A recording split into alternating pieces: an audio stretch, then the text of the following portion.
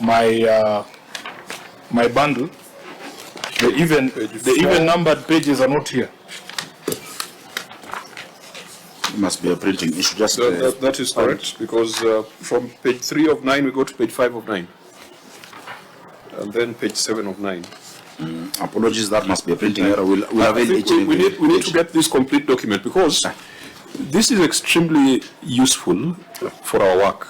Yes. Why should the Treasury be talking of developing another system when the Ministry of ICT already has a system that is supporting the biggest county in the country? And it's not for you to answer, as you had said at the beginning, but we really want to understand what the Ministry of ICT is offering Nairobi to guide us, whether this then ought to be the solution that could be standardized and rolled out to the other county governments. In fact, Governor, for the few pages that are here are worrying me even more. You have been very categorical that Nairobi Pay is owned by the Nairobi County government. If you go to page 3 of that agreement, page 3 of 9, there is Article 1.3, which says headed purpose. And it starts by saying the Nairobi Pay system is owned by the national government of Kenya. Yes, Chair, as I explained, at the point when I gave that response then, the thinking and the agreement was that just how's this thing, you guys go on with it. Now is when they moved into software as a service. That because, there's development costs, the infrastructure, we didn't buy those machines. We want it to be ours, but we don't own those machines. And so we said, okay, continue offering it as a service, as we then now install our own. We have a running contract of development with TechnoBrain. Eventually, it will all migrate into TechnoBrain, because even as you support a county with a service, it cannot be in perpetuity. But just give us clarity, Governor. The situation now is who what owns Nairobi Pay? The situation now, as we speak, yes, is what is in this technical framework. Nairobi Pay system is owned by the national government. Not by the county of Nairobi? No. No. The thinking that time changed. What I want for Nairobi County is for us to fully, own now, because of the technical expertise, we have everything. Maybe we may not have the immediate resources to buy those servers and whatnot at this point, but that is what we're moving to. There's a running contract with the TechnoBrain that had been there earlier. We actually compelled by the court to conclude it, and they're now working on the same, mirroring this module, so that we don't also shock Nairobians with changes in how they pay You want to change again? No, we want to own our infrastructure. Why? Because counties should own their revenue infrastructure. But this is software as a service. This is it's a rental model. The ministry has developed it. I mean, you don't want to buy Amazon. You don't want to buy the entire Microsoft when you can just get a license to use Microsoft products. That's the basis of software as a service. Say you've been in IT, and a full ERP system can have a strong revenue module. We found a running contract with TechnoBrain that if we cancelled would cost Nairobians another 800 million shillings. What was the contract for? It was a full ERP system. When was it executed? When was it? 2020. 2020? Yes. Just 1 year before this framework agreement. Yeah. And Governor, you see, this is what brings confusion. Yeah. Because if you don't own the system, you are saying it is given to us for free. Your submission was that we don't pay anyone for anything. As of now, we don't. Is there a service fee on that USSD? There's a service fee on the USSD. I'm saying Nairobi County does not pay a commission to a different agency. Where does that service fee go to? The provider of the USSD service. Who is it? Tilly. Yeah, Tilly. Yeah, the provider of the SMS. You get OTP prompts. The provider gets that amount. So who's that person? Give them the details. Let them give the specific company. Chair, maybe if I differentiate between the system and USSD. USSD is hosted by what are called premium rate service providers, who are normally contracted by, who actually now get this from Safaricom and actually CA. So there's a premium rate service provider who hosts our USSD, which then we connect to the system. This is a separate issue from the system, the hosting of the USSD. So we pay Tilil Technologies, which is a company that has approvals from ICTA on hosting and CA on hosting. So those are the people who provide us USSD services. Now, the governor talks of a Technobrain contract, and I think that's important for us. It's very important disclosure. If something was executed with Technobrain in 2020, and then in 2021 there was this agreement with the national government, why would you still pursue the Technobrain arrangement? I mean, yesterday the president dropped the Adani deals. Adani deal have not gotten to the commitment stage. So and no payments have if been there made. was a commitment in 2020, why then was there this other commitment in 2021? Chair, leave alone that. There was even revenue share by NBK at the same time that have created liabilities to the city. It was that's why he became governor. It was so confused in Nairobi County. But despite that, you're saying you still have People need to answer to that. you still have to fulfill the Technobrain contract. We do. We'll have a serious liability not to. The negotiations now are looking at the specific modules. Some of them are fleet management for our garbage vehicles and for the general fleet of Nairobi. So what do we use that Technobrain system for? It is being developed. It's still being developed. We've not finished paying for it. But we are paying for it. Yes, we're paying. I think just recently we've paid, or we had to pay around 100 million. And what would we need to do that this Ministry of ICT system can't do? Thank you, Chairman. The Ministry ICT system is a revenue management platform. The contract that was signed with Technobrain is an ERP. So it has different modules. It has case management that the legal people will use to manage their litigation and cases in court and monitor and so on. It has a fleet management system that the people in transport will use, the transport people will use for vehicles and so on. It has a HR management module. All those modules that you find in an ordinary ERP are in the Technobrain ERP. Does it have a revenue collection platform? So the Technobrain arrangement had a revenue module as well. And so we told them if we manage to get to use these government developed ones, could we have a conversation about varying the contract so that the cost of developing that revenue model, should we decide not to proceed, can you develop another service that we require? And they were open to that. So we formed a technical team that has been negotiating. However, Chair, I must point out that we have not yet made the final decision to drop the issue of the revenue module. So that particular module is definitely not value for money because you already have an existing solution. And this one is also run by factors that are beyond our control, this one. So Technobrain would be our product. Yeah, and the governor has expressed an intention of using a system that we own. I want that, yeah. So there is no intention to terminate or to vary the contract in the terms in which Kerich is speaking. It's an ongoing discussion. They're developing module by module.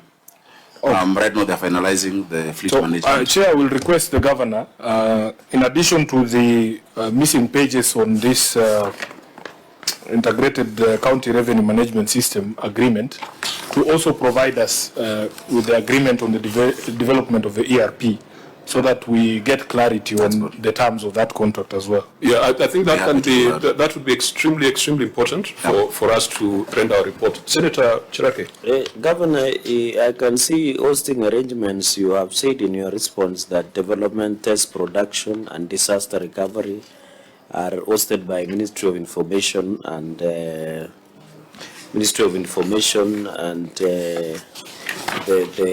ICT Ministry.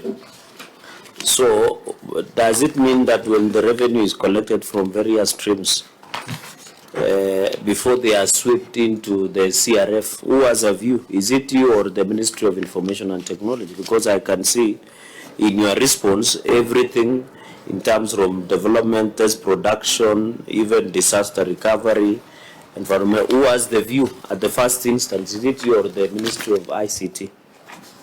And from how many streams are they sweeping, having in mind the receiver of revenue that there is a new act of Facility Improvements Act that was given, and I've seen you have been designated for 2 financial years in the appointment letter by CCM Kerich. Thank you, Chair. The way the software as a service model works is that for a system, you get the instance of that system.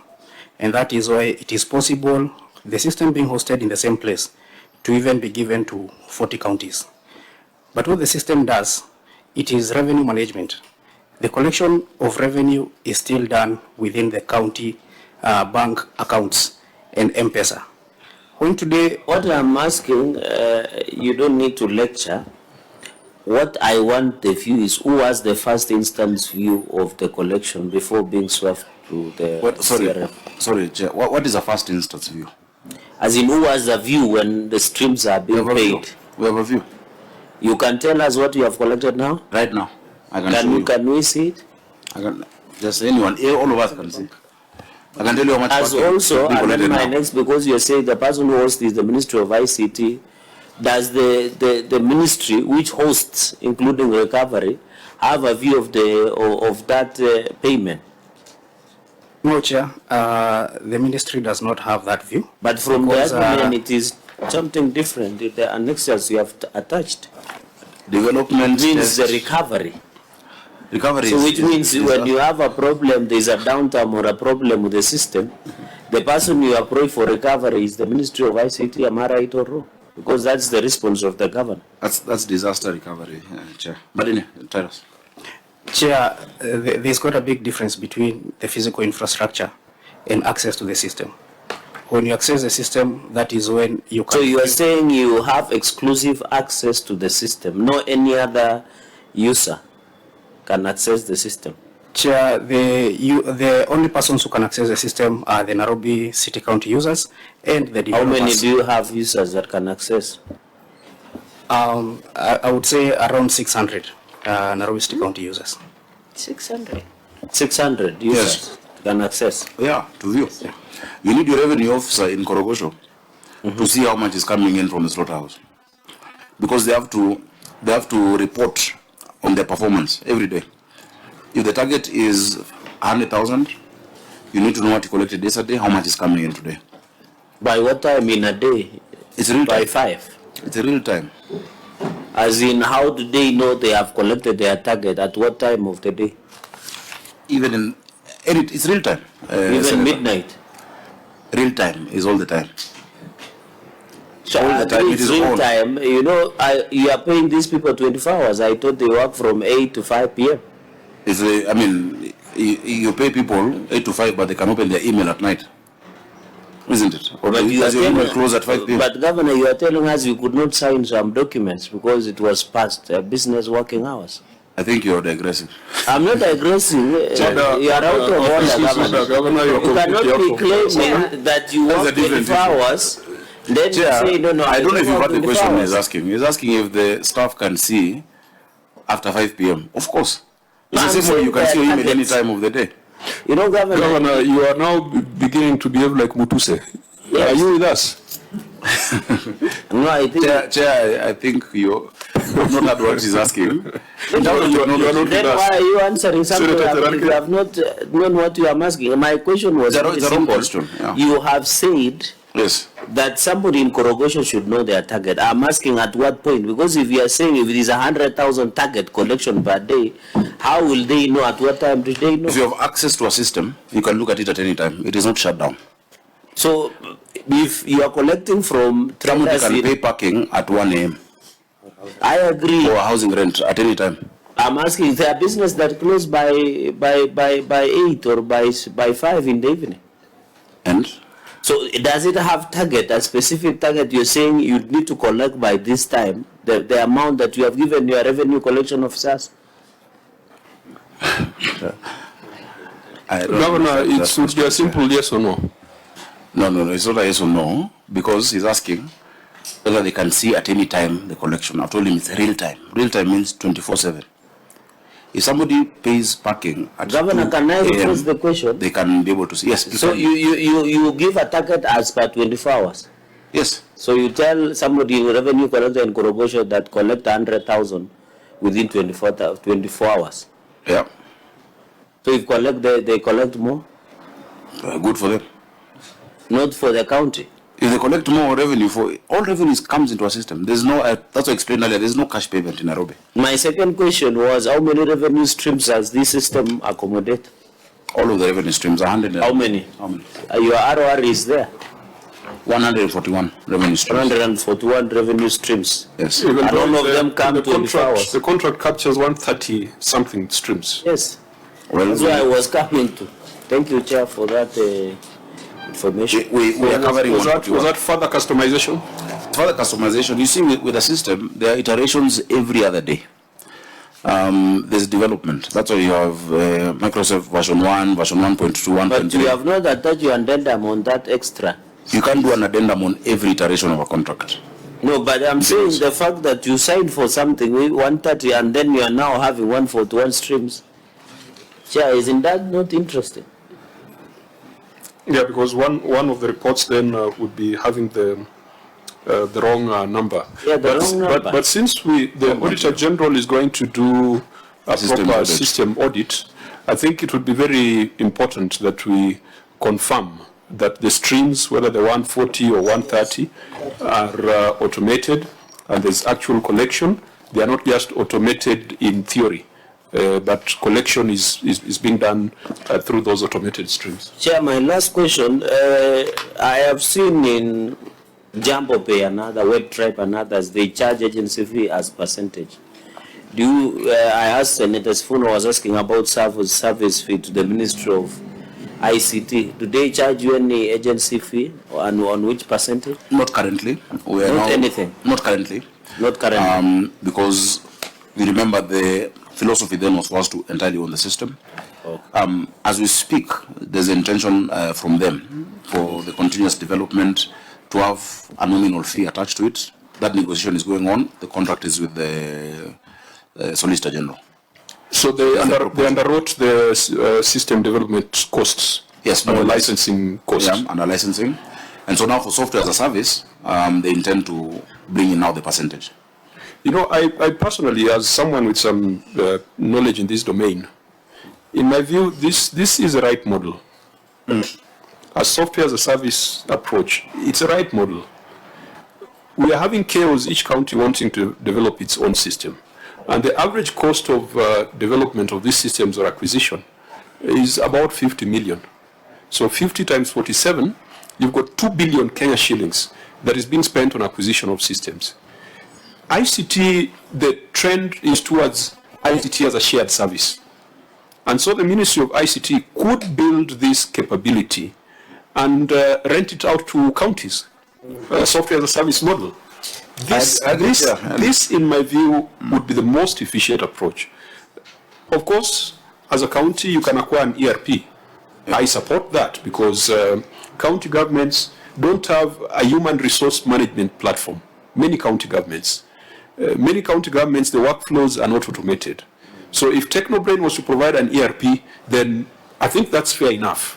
As long as they are not duplicating a service that can be provided at a lower cost by the national government. And I'll be very keen to study this model. And maybe we call the National Treasury, call KRA, and that team that was developing another system, and ask them, why can't we just use this that has already been developed by the Ministry of ICT and use it as the base and roll it out to counties?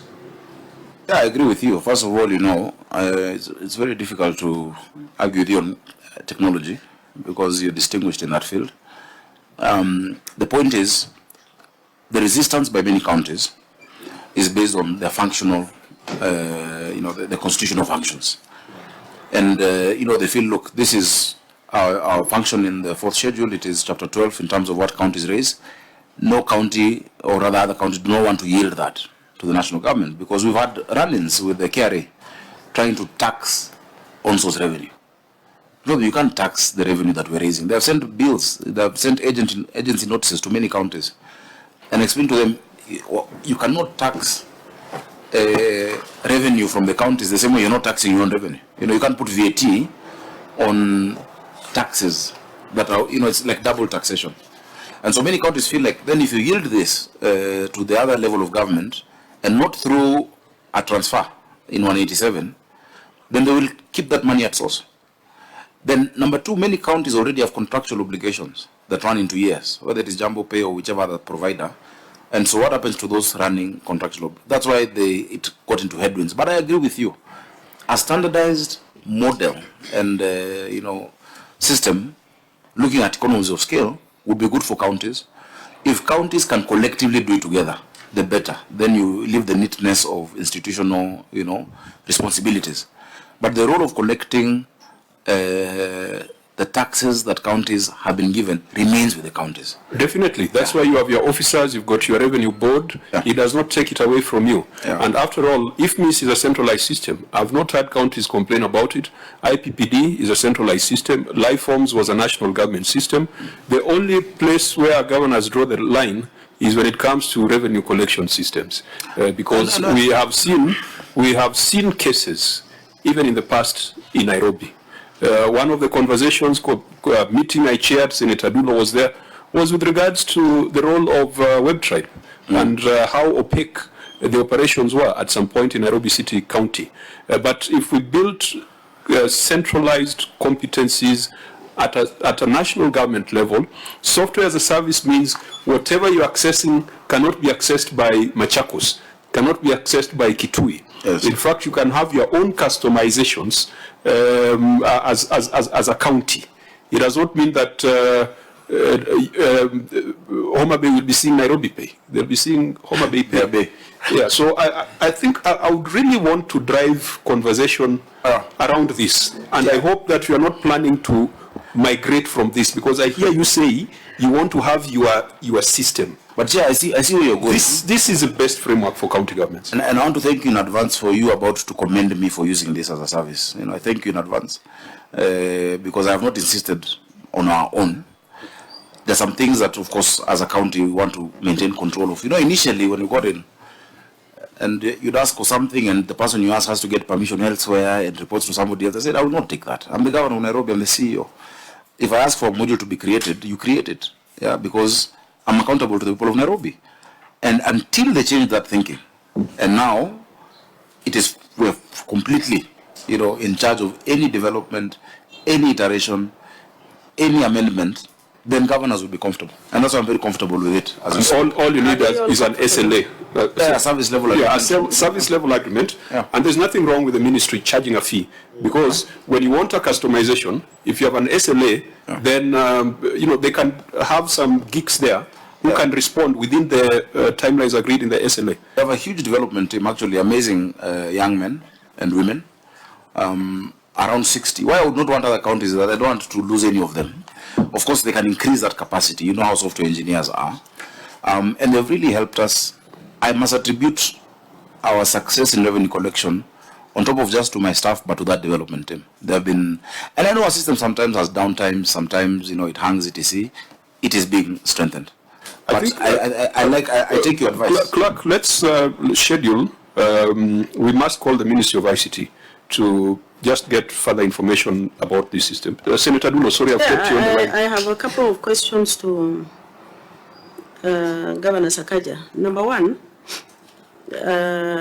how do you ensure that this system is safe so that there is no tampering as far as the running of the system is concerned? Number two, has this improved your revenue collection and also curb the issues of corruption in exchange for cash?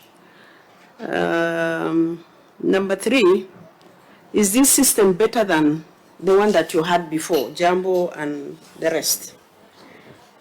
Number four, we are being told by so many governors who are actually doing the manual collection up to now that Treasury is working on a system that is accommodated across all the counties.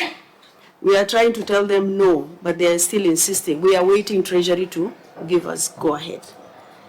So is there anything like that you have discussed at the Council of Governors level? Finally, will you prescribe this particular system to other counties, because you have tested it, you have proved it that it is improving revenue collection, and it's something that can help this country as far as revenue collection is concerned, and also management of the system. Thank you. Thank you, Governor. I'll take the last three and have Taras deal with the security.